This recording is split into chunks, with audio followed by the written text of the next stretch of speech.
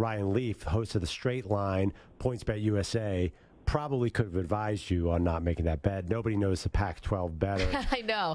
Ryan, I thought maybe they'd cover 17 points. Yeah. Now, Ryan, just so you know, Maggie's wearing a duck costume and is a cougar, a former Washington State star. Do you have a problem with this? I don't, because my brother was a Duck, right? My little brother played for the Ducks, so I'm okay with it. Foolish decision on your part. I know you got all caught up in like being a part of something and everything like that, so you had to go with Cal. But you'll learn. You'll learn from these little mistakes, Maggie. You're getting older. You're getting older. You get more mature. You'll understand. Yeah, Ryan, I don't look older nor more mature. If you could see me right now, I look like a moron. I saw the picture. Yeah. I saw the picture. Okay. Yeah. And you do have an idea. So it was Amy Trask, Ryan, who really sold Maggie. Yeah. And Amy is an incredible salesperson. Are you going to try and sell her on Washington State next year? I'm what do you picking think a new team now every season. I think it would be really fun for you to experience the highs and lows of being a Washington State fan. They win the games they're supposed to, and then the games that they're not supposed to win, they usually, break your heart. So we'll see. We'll see how it plays out. They got a pretty difficult conference to participate in next year. That's true. All right, Ryan, I want to talk about another one of your former teams. The formerly San Diego Chargers, the LA Chargers. Now, I know you're close to Justin Herbert.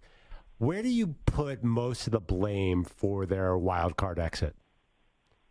Oh, I think a blame can go all over, and I think it should. It's a team game. You can't throw it at the feet of just one person. I think that Brandon Staley is going to take the brunt of it because he's the head coach, as well as Justin Herbert because of the quarterbacks. And as coaches and quarterbacks, you get the brunt of the blame as well as all the accolades when it really has nothing to do with it completely doing with you and all those athletes. You learn that quite early when you're a quarterback, right? Coach Price taught me that at Washington State. We get all the credit and all the blame. It's just the way it goes.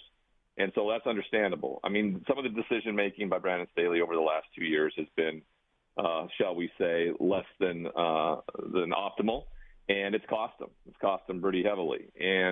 But we can't forget that this team made it to the playoffs with a bunch of injuries, with their starting quarterback banged up with ribs for much of the season. So you got to give them credit where credit's due. But I think you got a quarterback in his prime, a guy who is absolutely really good at what he does, and you can't limit him in a big game like the playoffs. You can't remove his top receiver that goes down the field and stretches the field like Mike Williams by playing him in a meaningless game, those types of situations. So, unfortunately, it's going to lay at the feet of both Coach Staley as well as Justin Herbert for that loss the other night.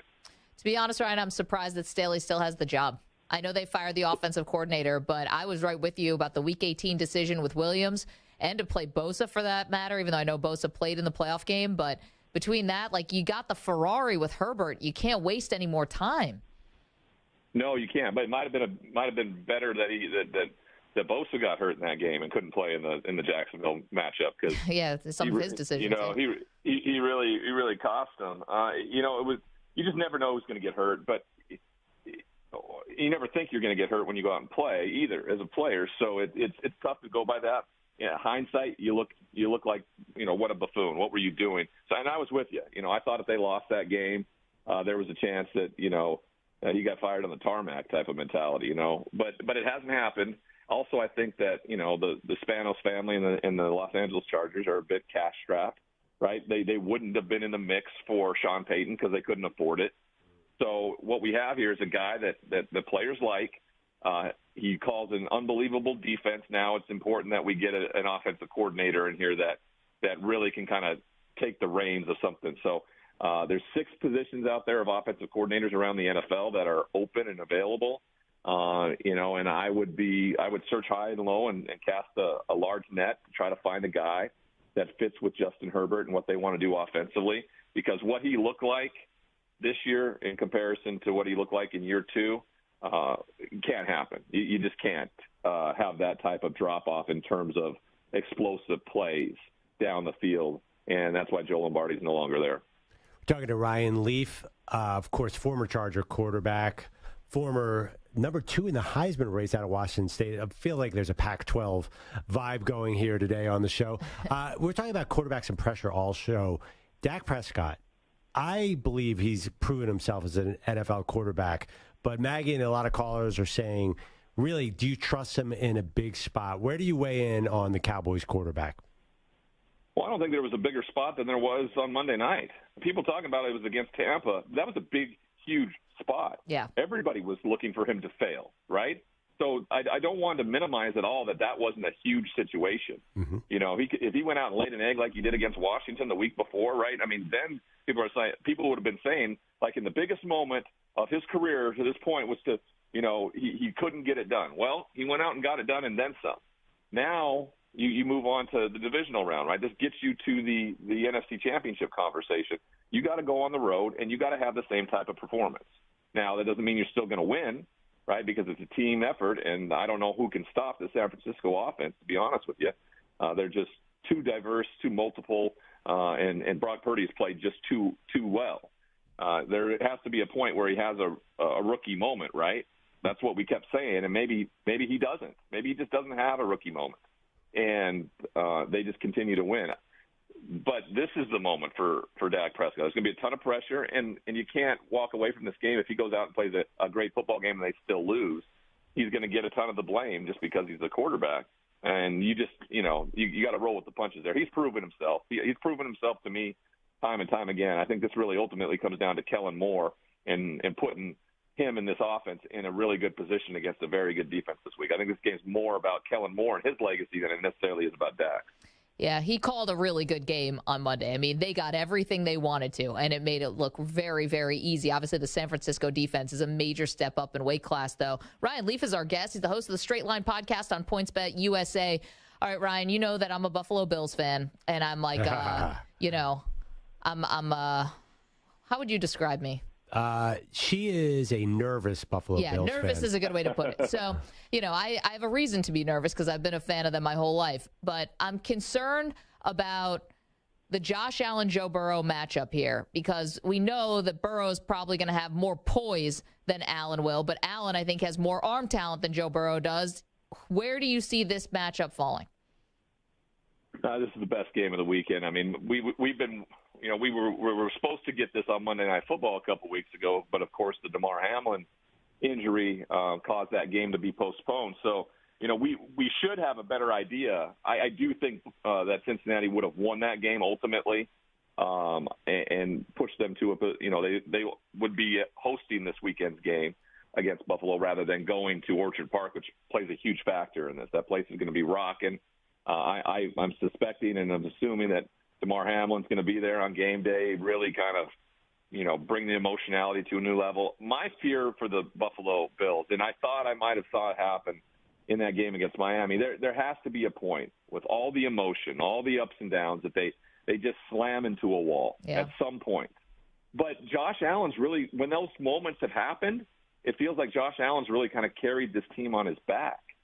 So if he continues to do that, when teams are getting tight, when the games are getting tight, and then he just distances himself with a touchdown here, a touchdown there, that may make the difference. I don't know. Cincinnati was my pick about 4 weeks ago to get to the AFC Championship. I don't think I'm going to walk away from that. Sorry to tell you that. I think Joe Burrow is the only worry I have is that the offensive line is so depleted, injuries that have happened over the last 3 weeks, that they won't be able to protect. Not having Von Miller is a huge factor and all that. Not being so Ed Oliver, Rousseau, those guys are going to have to step up, and maybe they'll have to do some things with Milano, Edmonds, kind of bring them off the edges in the perimeter to make some plays. All right, we're talking to Ryan Leaf, host of The Straight Line on PointsBet USA. You wear so many hats, Ryan, and I often tell people to check out your podcast, Bust, which in part you tell the story of your NFL career. It's unbelievably fascinating. I love it, and I've known you for years, and I still learned a ton in it. Now, I'm curious, you also are going to talk to other people who are called, quote-unquote, busts. There's a bust that I'm really interested in right now, and maybe it's way too early, but I'm here in New York, and I feel like Jets quarterback Zach Wilson finds a way to say the wrong thing every time. If you're going to talk to Zach Wilson, who's coming off his second year, and I don't know, maybe you have, what kind of advice would you give him? Well, right now I just tell him to shut up. no one cares what you have to say anymore right now. This is about action. Now you can talk a good game. You can say the right thing, wrong thing, whatever. And if you're not out there doing the work and improving, it doesn't matter. So I heard Robert Saleh, a couple of weeks ago talk about he needs to get it. Zach needs to get away. He needs to go on vacation and sit on a beach. And I thought that was absolutely the wrong advice to give a guy. This guy needs to be in the film room. This guy needs to be with his new offensive coordinator. This guy needs to be all about football. Eat, sleep, drink football. Right? Doesn't need to be hanging out with older women. And stuff like that. He doesn't need to be doing any of that stuff. Right? You just need to be focusing on football because guess what? If it most likely sounds like they're going to go after a veteran quarterback, and I would suspect that no, he's not going to be able to beat out the veteran quarterback, and then he'll just be this backup quarterback. I don't think they'll keep him as a backup quarterback. I think they will probably look to cut him at that point if he doesn't win the job. So this is life or death for him in terms of an NFL career, because unfortunately, when you're a high draft pick, you don't have the luxury of just kind of going somewhere and being a backup for the rest of your career. It doesn't play out that way. Some guys have been able to do it all right. You watched Rick Meyer do it for most of his career, being the number 2 overall pick behind Drew Bledsoe way back in 1993 and things like that. But it's rare. Usually, when you have that much expectation on you, you don't really bounce around from team to team. You either make it where you're at and maybe get one more opportunity, and if it doesn't work, you're out of the league. That's just the way it works, unfortunately. And right. So, yeah. When you were that age, Ryan, when you were coming off as your second or third year, do you remember saying things that the press either took the wrong way or you said the wrong thing and blew up and became a thing? Oh, of course, right? I was so stupid, right? I was so immature. I was so, delusional, thinking like I was the most important person in all of this when, I certainly wasn't, right? Some of the things I would say, I look back on it and I hear some of the things and I see some of the interviews and stuff like that, and I just cringe. Because I'm like, who is that dude, right? Can I put my 46-year-old mind in that 60-year-old body? Please, somebody do something. And what's odd about all this is I hear Kurt Warner talk about it all the time around the playing aspect. He was such a great player, and he understands the game so much. And he's offered his services to a bunch of offensive coordinators and quarterbacks throughout the league every single year, and no one takes him up on it. I just don't get it. And so I do the same thing. I'm like, hey, I don't want anybody to have the biggest bust, title. I want you to be successful. I know the path, right? It's just like in my recovery. People who have what I want, I go and ask them how they did it. And that's my best piece of advice that I give guys when they come to the NFL, regardless of whether you're the starting quarterback or not. Go find a guy in that locker room that's played 8 to 10 years in the league, right? Ask him how he did it. And then follow his advice verbatim. That's how you stay in this league, and that's how you're successful. And so, you're not the smartest guy in the room. It's not weakness to show vulnerability and ask for help, right? Things have not gone well for you in New York, Zach, at all, right? Every way you've gone, it's been a bad deal. Go ask somebody how to get some help there, right? It's okay to do that. It's not weakness. It's strength, actually. And so we'll see what he does. I pretty much live in New York now, I spent more time talking with Mike White over the last 2 years than I have with Zach Wilson. So it just goes to show you, what people are open to listening to or they're not. Yeah, Ryan, I'm with you on every step of the way, except I thought you were a little judgmental on dating older women. I don't know if I disagree. We heard it in your voice just a little. I don't think he was dating older women. Well, I mean, you said he needs wisdom, Ryan, and that's a way to get wisdom. No comment. Yeah. All right, well, Ryan, thank you. Yeah, thank you. Next time in person, bud. Good to talk to you. My wife is like 10 years younger than me, so I'm robbing the cradle in comparison. I'm all right. I'm all right with that. Well, you definitely have that department figured out, buddy. All right. Talk to you soon, Ryan. We'll see you in Phoenix. We hope so.